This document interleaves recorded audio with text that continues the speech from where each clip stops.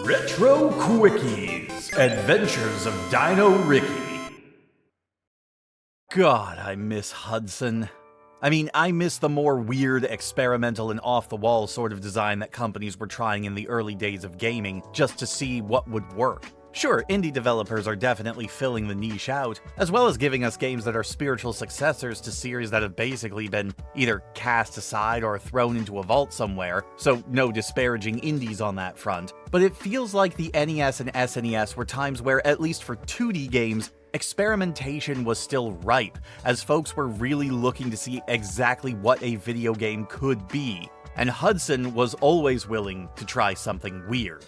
Like, for example, an NES game that is a vertical scrolling shooter with platformer elements. Enter Dino Riki, which is a vertical scrolling shooter with platformer elements. You play as the titular Riki, who is roaming around a prehistoric landscape that also has ancient ruins, weird demons, and potentially aliens all over the place as you make your way through each environment, made up of 4 separate stages, or rather sections, since each world is treated as one continuous stage if you don't die. There's honestly no story elements to this game, at least none that I could find, so we won't be worrying about that too much. The screen scrolls on its own, and you can basically move anywhere on screen freely that you want to.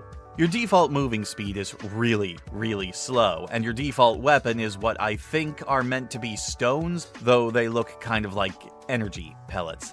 You can destroy certain objects in each stage to reveal power-ups, like diamonds for points, boots that will increase your movement speed, and fists that will upgrade your weapons. Speeding up a bit is useful, but getting too fast is actually a detriment in this game, which I'll get into. Your default weapon sucks pretty bad, as you can only throw 2 at a time, they don't go very far, and it takes a lot of hits to kill anything with them. From there, you get hammers, then boomerangs, and finally fireballs, with each upgrade being a pretty big step up. Hammers travel further, and you can throw up to 3, boomerangs fly across the entire screen, traveling in a slight waving arc, and you can throw as many as you can mash out, and the fireballs spread out all over as you throw them, capable of hitting almost everything on screen.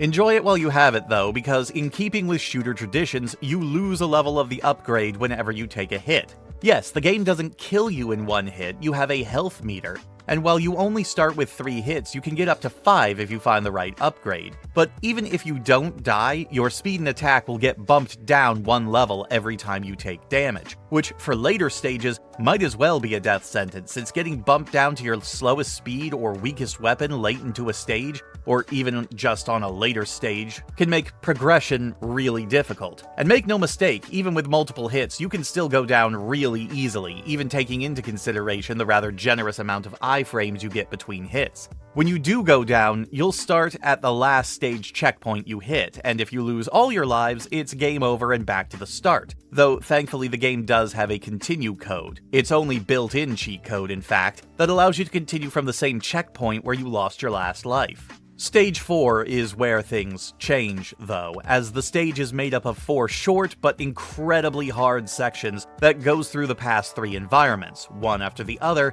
and does not have any checkpoints. Makes sense, it is the last area of the game, but it is really damn brutal. So that all sounds standard, right? It's a scrolling shooter that just happens to have a somewhat unique aesthetic. But then the platforming happens. With the exception of the desert stage, each stage in the game will have at least some point where you have to jump your way across in order to avoid falling into water or a bottomless pit. You can also find a wing power-up that will let you hover when you jump for a limited time, but actually finding it at a point where it would be helpful in platforming pretty much never happened, at least for me. And if you can't tell, platforming in this game is really awkward. It's really hard to tell where the line is for getting too close to the edge of something when trying to avoid a kill plane. You jump way further when jumping diagonally compared to straight forward or left to right, and of course, the screen doesn't stop scrolling when you jump, so there's a good chance that you can end up just walking off the edge anyway.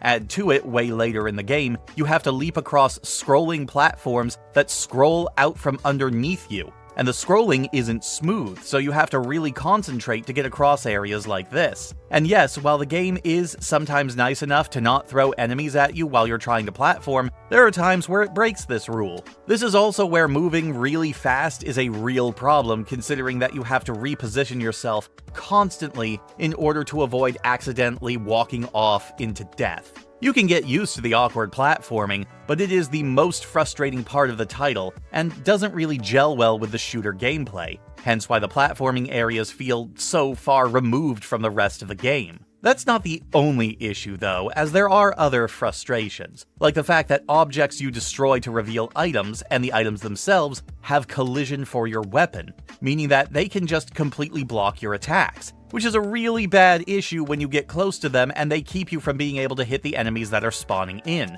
especially these stupid black orbs that will rotate around you and slowly encroach until eventually they hit you unless you destroy them fast enough. Something that's pretty much impossible to do if you don't have the fire or the boomerangs at this point. Despite its high difficulty and the rather clunky mechanics, most of the issues I have with the game are fairly easy to deal with, and I do find this to be a good time for as short as it is. It's an arcade-style shooter that doesn't overstay its welcome, and is meant to be a quick time sink. And while its experimentation with platforming elements doesn't really work out that well, it's a fun little one-off from Hudson's back catalog that is at least worth trying out. But seriously though, those last few levels are absolute hell and go out of their way to just be as frustratingly difficult as possible. You tripped at the finish line, Riki.